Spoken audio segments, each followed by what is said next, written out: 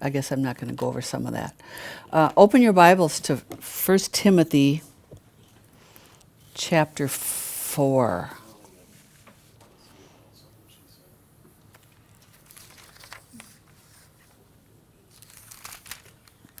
We're in the book of Acts in chapter 4, verse 26. The kings of the earth stood up and the rulers were gathered together against the Lord and against his Christ.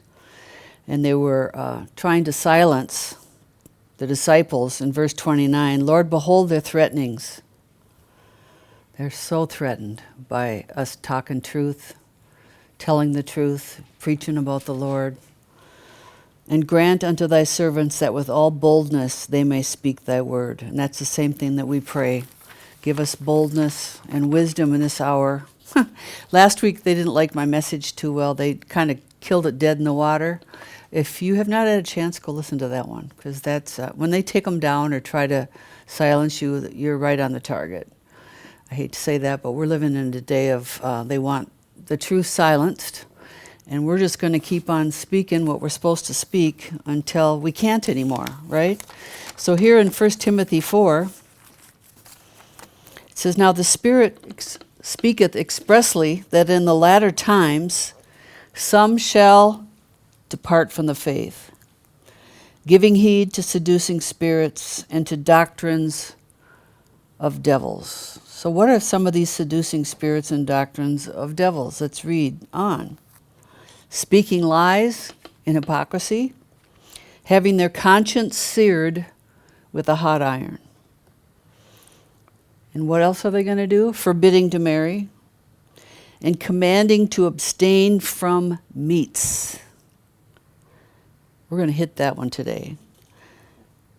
Commanding to abstain from meats, which God hath created to be received with thanksgiving of them which believe and know the truth. For every creature of God is good, and nothing to be refused, if it be received with thanksgiving. For it is sanctified by the word of God and prayer. If thou put the brethren in remembrance of these things, thou shalt be a good minister of Jesus Christ, nourished up in the words of faith and of good doctrine, whereunto thou hast attained. So here we see Paul is speaking about some end-time laws. I believe that a lot of people don't understand what the end-time laws are going to be. They don't understand the Noahide laws. And I can't really get into too much of that, but study that on your own, research it on your own.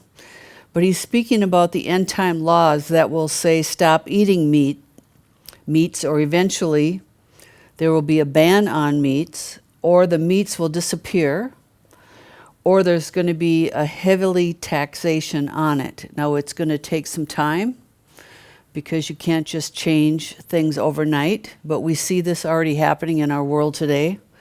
And we're going to talk a little bit about first of all, what's the problem? Now, I know in Sweden this is already big over there.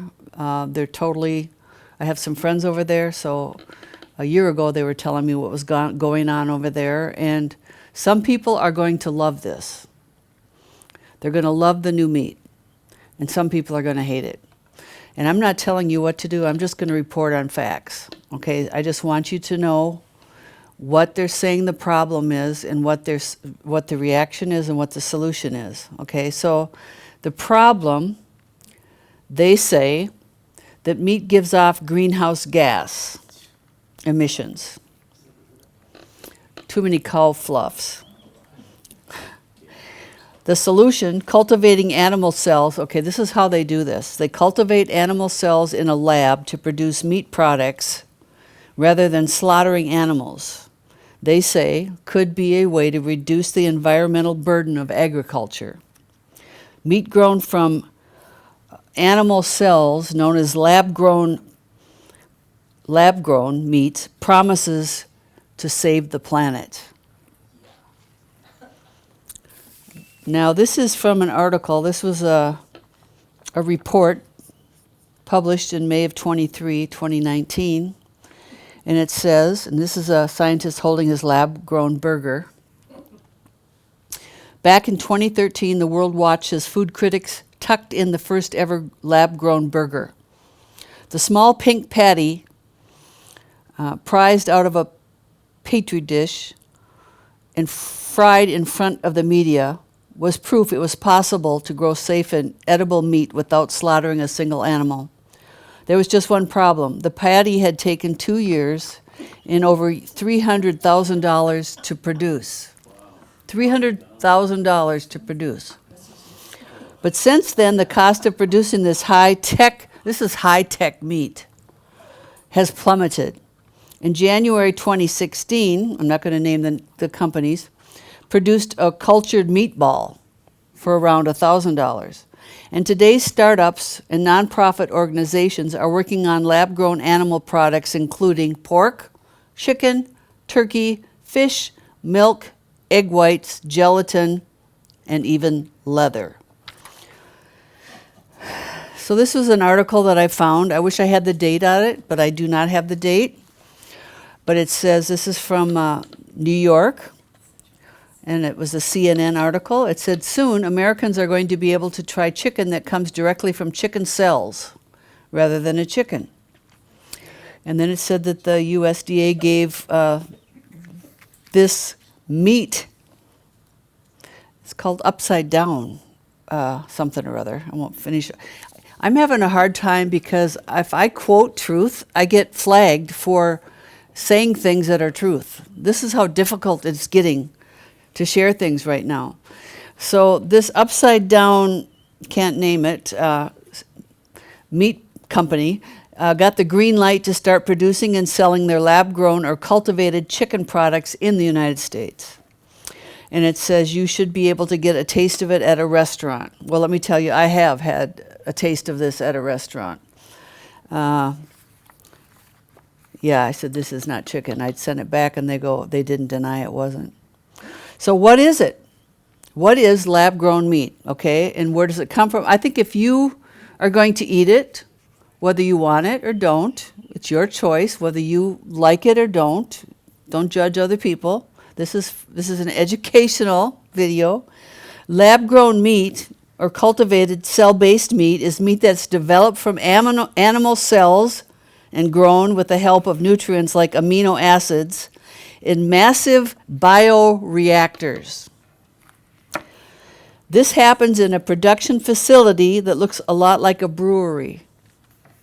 Giant vats. I'm not going to read the whole thing. When the meat is ready, I wonder how they know when it's ready, but when the meat is ready, companies collect it from the bioreactors and move it along the processing line. They say this protein looks a lot like minced chicken.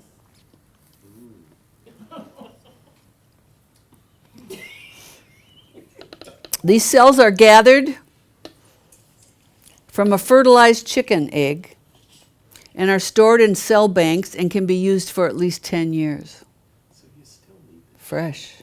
Talking fresh, aren't we talking? Yeah, they still need the chicken. They still need it. Holy cow. Yeah.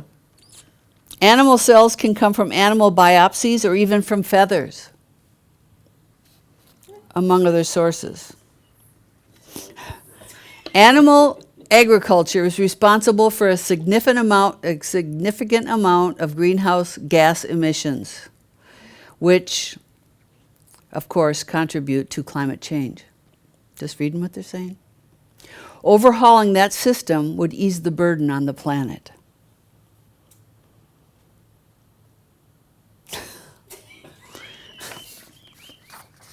Just read an article, folks. So it cost over $300,000 to develop the first lab-grown burger, but it's gone down a lot now. It's a lot cheaper now.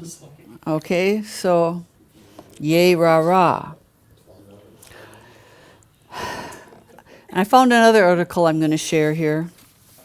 This is probably, if you can find it, it's called The Problem Reaction Solution Paradigm, Unraveling Hidden Agendas in Modern Crises.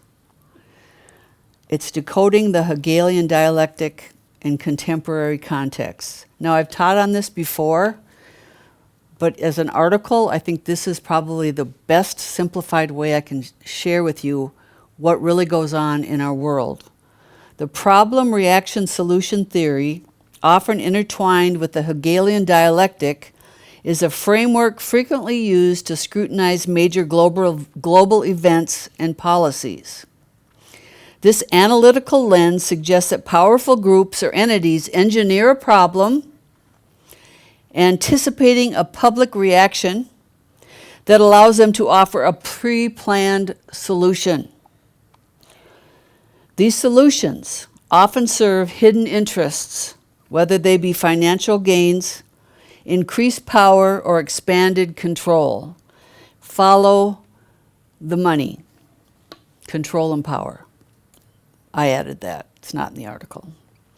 So how do we understand this? We understand that we have a problem. We have cows that are just letting off too much gas, right? They've been doing it for years, but now it's a problem now, yeah. And the chickens, they got a flu. So now we're going to have to do these tests, and we're going to have to test all animals. They could be symptomatic free, so they could still have it. Haven't we went through this before? And hasn't this caused a major problem before with people that are taking these tests that are not real tests? I'm just throwing out the problem here. So the first step involves creating or manipulating a crisis. The crisis could range from economic downturns, health emergencies, to social unrest. And why all of a sudden are they allowing people to go and steal from certain places, and they're not, penalizing them? Oh, you can steal up to $2,000 now without being charged. This is problem, reaction, solution. They're creating a problem because there's something else they want to implement. If you know what's going on, you're going to know all about these IDs that are coming, and they're all these different things, which is problem, reaction, solution. And of course, they keep letting the problem get bigger and bigger, and pretty soon everyone starts crying out for a solution, and then they give you the solution that they had all along of what they wanted, which would have never been able to happen unless the crisis happened first, right? Often these problems are either exaggerated or even orchestrated to create a sense of fear and urgency among the public. If there's one thing that we need to do in these end times, it's not to fear, because the enemy uses fear to weaponize everything they want to do. If you get someone scared enough, they're going to do whatever they're told. God has not given us a spirit of fear, so we know the enemy uses fear. So do not fear. Regardless of what happens and what they're doing, we keep our eyes on the Lord. We're trusting God, right? And if you can see through a lot of their Hegelian dialectic things, you can see what they're doing. I'm not saying some of these things don't become a crisis, and some of these things are not real. But we have to know who is behind these real crises. Then there's the reaction. The natural response to a crisis is a demand for a resolution. A resolution. In this stage, the public reacts predictably with a mix of fear, outrage, and a plea for help. Media often plays a critical role in shaping and amplifying these reactions. And we all could say propaganda. Propaganda, the media, remember, the enemy is the prince of the power of the air. Right? So now the solution. The entity that created or amplified the problem steps in with a solution. These solutions typically grant more power to authorities, erode civil liberties, or transfer wealth and resources from the public to the elite. I don't know if you saw that last night, but our ruling authorities have just pledged America to get behind the Ukraine war for 10 more years. Did you see that? So where's your tax money going to be going in the next 10 years? And don't you think some of that should be taking care of America and the roads and the things and the people and all this stuff? Okay, so transferring wealth and resources from the public to the elite. The critical aspect here is that these solutions often serve the interest of a select few while being presented as the best or only way to resolve the crisis. And we learned from Germany years ago, they always will say, this is for your safety. And now they've added, this is for the environment. This is for the safety of the planet. Right? So who gains? Who's gaining from this? In the case of economic crises, bailout packages often favor big corporations, leaving the ordinary citizen bearing the brunt of the aftermath. In health crises, certain pharmaceutical companies may stand to gain immensely from the panic through sales of their products, often supported by mandates. What do we say? Follow the money. So what do? This is a call for vigilance. This is a day that we have to question. We have to think. So many people are just not thinking, and they're just operating through fear, and they just do everything that they're supposed to be doing without, where's this coming from? What are you putting in your body? Where is this coming from? So in understanding the problem reaction solution theory, it becomes vital for citizens to remain vigilant, question the narratives presented to them. It's okay to question things. Okay, now is this lab-grown meat going to be nutritious? Are there any side effects? If you're taking such and such, are there side effects? Watch a few commercials and they will tell you this could cause shortness of breath, diarrhea, passing out. You could have temporal loss of memory, blah, blah, blah, blah, blah. Is it worth it? Now they're doing this weight loss drug. And this girl, she was just talking, she said it caused her to have no control over her bowels. So she's going out to eat and all of a sudden she just poops her pants. I'm like, okay, do you really want to lose weight that bad? What are the side effects? I've got to lighten you up a little bit here. What are the side effects for some of this stuff? We got to start questioning some of the side effects, because this is what the enemy's trying to do. Get your eyes on this goal, but you have no idea what it's doing to you. No? If you want to take it, you've considered the risks, then that's up to you. No condemnation for you. Everybody's got to do what they feel is right for them. And none of us can really tell you what to do. But if you research things and you still don't mind having the side effects, then go for it.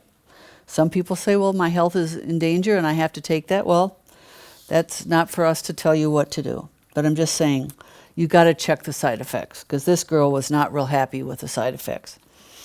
And it kept happening to her, so she eventually had to quit.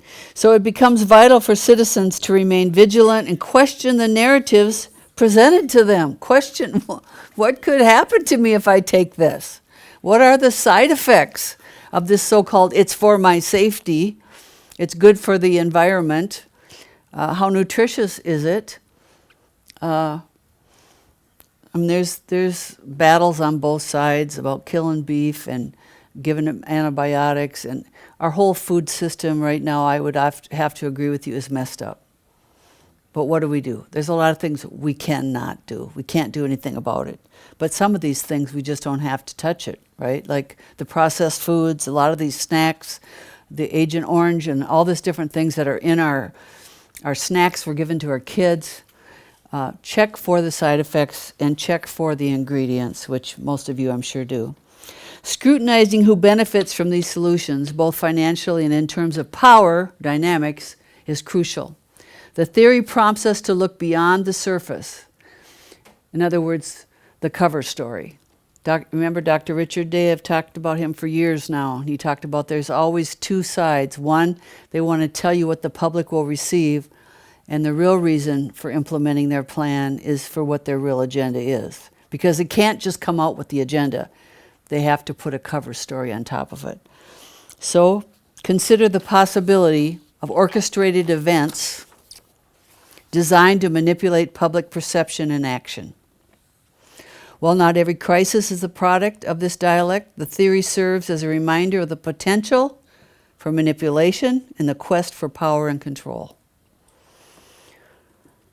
What is happening to our food supply? What is happening Well, what is happening is the reset. They are resetting things. They are resetting the infrastructure. They're resetting things. The whole world is upside down of what God made it and what we know what's happening. All my other messages up to this. As citizens, staying informed, ask critical questions, demand transparency. If you're going to give your children something, and I wish I'd have known this, ask your doctor, would you take this? Would you give this to your child? Or what are the side effects? What are the ingredients in here? What could happen if we take this and we're having a side effect? Well, most people don't, it's been given to me, my doctor's got to be safe, right? Well, they're recalling things all the time. I just heard today they were recalling, or they were talking about some kind of a cholesterol medicine they're saying isn't as good as they thought it was. And they're actually going 100% against what they did say at one time, that it actually could cause you to live maybe four days longer if you took this, whatever it was. I can't say it. I know what it is, but I can't say it. Everything right now, you're going to have to read through the lines to understand what we're saying. So as citizens, staying informed, asking critical questions, and demanding answers. What are the side effects? If you're going to eat it, you need to know what's in it. And now they don't even tell you a lot of times what's in it. And essential steps in safeguarding democratic values and individual freedoms in the face of orchestrated crises. And remember, they love to make chaos. And they like their chaos because out of chaos, that comes their new order. That comes their new system. So they like all this created chaos. And now the police standing down in a lot of different states, different things that are happening that we never ever dreamed would be happening in our day. So what do? We have to trust God. We have to stay vigilant. We have to study to show ourselves approved. Even the people that are not born again are understanding that a lot of stuff is going on right now. There used to be a time when you talk to people and they were like, now they're like, no, we're in trouble. Our countries are in trouble. The last ditch effort, what they usually do is pull out a war. And if they want a war, they're going to have a war. There's nothing we can do to stop wars, which we know. If you look throughout history, we'll see when they want to bring certain things down and build other things up, what do? They pull out a war, right? World War I, World War II, and now we're seeing more conflict in our world than we've ever seen for a long time. But we can't get into fear.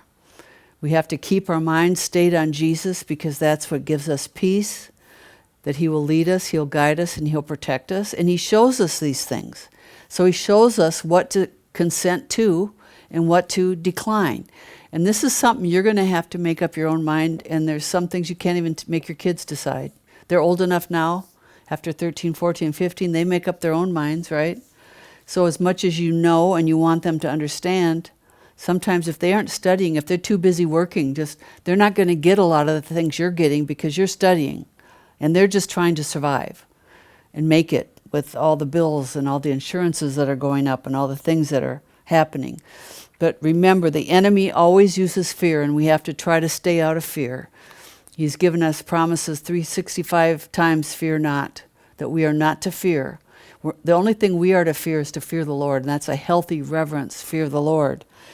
Because fear is used to motivate and drive public opinion and policies. Is this really about saving the planet? I want to give you a couple scriptures here in closing. Revelations 18:23.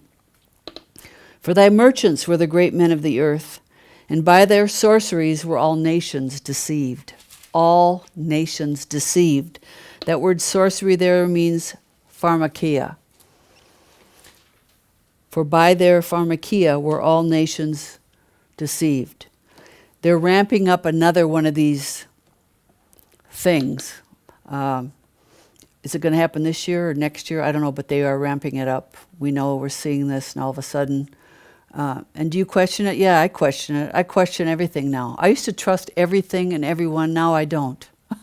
Now I'm like, okay, whose side are they on? Are they controlled opposition? Are they leaven of Herod? And this is a point, too, when we go more and more into politics. Don't fight over politics. I've tried to share as much as I can. Some people agree, some people disagree. The main thing is if we're Christians, we still love each other. Some people are never going to come out and see the truth on certain things because they don't want to see evil. They don't want to see what's really happening. And Jesus told us in the end times there's going to be great deception. So the main thing is with us, we're not going to get divided over it. Let these certain people, we all have unlearning to do, and nobody has all the answers, right? But don't fall into the enemy's trap of fighting and dividing. My family, there's 5 of us. We all disagree on a lot of different things. And sometimes I'll talk to one of my sisters, and her and I agree on nothing probably, because she just regurgitates the news and tells me what it says. And I already have figured that one out. But I don't bring it up to her. It's not worth it. She's older than me. I want to honor her. She's not been healthy. But the most important thing is we get along. We're still brothers and sisters. We're still friends. That doesn't mean I compromise, but I let her talk and I don't have to win. We don't have to win, right? But I don't want to be deceived either. Now, in the last one, Revelations 18, God's going to give rewards unto thy servants. Now, this is the other thing. How do we live through this? Keep your eyes on Jesus, and remember, he's going to reward you. We might not get rewarded on this earth, but there will come a time where you will be rewarded for what you're doing. You're giving, you're loving, you're serving him. I served in a church for 28 years, and I got no pension, nothing. I got absolutely nothing.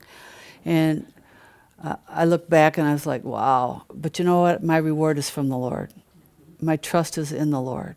I don't trust in this world system, but we live in the world, so there's certain things we have to do. But our rewards come from God. If not, you're going to get bitter. You're going to get angry. And the people you love and they don't return it to you, you're going to be mad at them. When you serve, don't do it as unto a man. Do it as unto the Lord. And unto the Lord your return will come. God sees it all. So he's going to give you a reward for your life on the earth. God's going to give rewards unto thy servants and the prophets and to the saints of them that fear his name. What do we fear? We fear his name. Don't fear what the enemy can do. Fear the Lord. Because eternity is a long time, right? What's this life? It's but a vapor. Maybe 90 years for a lot of people, maybe not. But then comes the time that we receive our rewards for what we've done in our body. And he said, the prophets to the saints and them that fear his name, small and great, and shouldest, now here's the judgment. Some are going to be rewarded, and then there's judgment. And I want you to see what it says here. He's going to destroy them which destroy the earth. So why would the devil want to destroy the earth? Because he wants to copy God. God got rid of all the bad people, right, through the flood. And God said he'll never have another flood. That's why he put the real reason for the rainbow in there. He said, I have an everlasting covenant with you. But the enemy wants to kill, steal, and destroy. He's been a murderer from the beginning. And there's wicked people out there. And this is the thing, I think, when you get saved, you think everybody's so wonderful and everyone's so sweet. No, there's still the wicked. And the battle and the war is between good and evil. And even though you can't imagine the evil, there's a lot of hidden things going on in our countries that people have no idea what's going on. But there's things that are surfacing now. Things are coming into the light. And so we have to trust the Lord that those that are trying to destroy the earth through what they're doing to our food, to our air, to our water, to all the different things, he said, he will destroy those that destroy the earth. You can't get all freaked out. You can't get mad. You can't get angry. You have to trust God that, Lord, you started this. We got born into this fight, right? You got born. You didn't plan on all this stuff, but this was the battle between good and evil. And so we chose to serve the Lord, right? And this is a time that we're going to have to stand. We're coming into the days of Daniel, Shadrach, Meshach, and Abednego, where we've got to pay a price. We got to speak truth. There's a price to tell the truth. And us that are trying to do that now, the price is losing friends. The price is losing finances. The price is not being popular, all the different things. But the price also is walking with the Lord. And read those scriptures that no one wants to preach about, that if they hated him, they'll also hate you. This world is not going to love you for serving the Lord and just speaking truth. This world is going to want you to regurgitate everything that's on the news, all the narratives, accept all these different things that are coming in, all these different genders. What are there, 300 now? I mean, how can you make up this stuff? And they want, all these different philosophies and theories and all this. It's a bunch of chaos and it's a bunch of nonsense. But we have to still serve the Lord, having done all to stand, and try to do the best we can to raise our grandchildren. They're going to have to really live in some of this if certain things keep continuing. Who knows what the world war is going to be? Who knows? None of us really know how this is all going to pan out in the next 5-10 years. But we do know one thing. They have agendas. No matter what happens, they have their agendas. They have their sustainable goals of what they're going to do, and there's the things that they want. It doesn't matter who does what, they will have their agendas. And this is many times people think it's the tribulation period, that this is what the enemy wants to do. Steal, kill, and destroy. So Father, we thank you that we won't be afraid, but we're aware of what's happening to our food. It's sad to see what's happening to our wonderful countries, our beautiful countries, but there's still very much to be thankful for. Thankful for our friends. Thank you for divine connections. Thank you for the things you've given us. Thank you for the time still that we have and the places that we can go and still enjoy. And we thank you for it in Jesus' name. Amen. To watch Roberta's messages, you can see her on YouTube at Roberta Morrison. Roberta Morrison 2, the backup channel. Living in His Presence Church on Rumble. Living in His Presence Church on BitChute. And at the livinginhispresence.org website, where you can see all the messages and download them as free audio MP3s. If you would like to contribute to this ministry, go to the main webpage, and on the top right is a Give button. Thank you, and see you next time.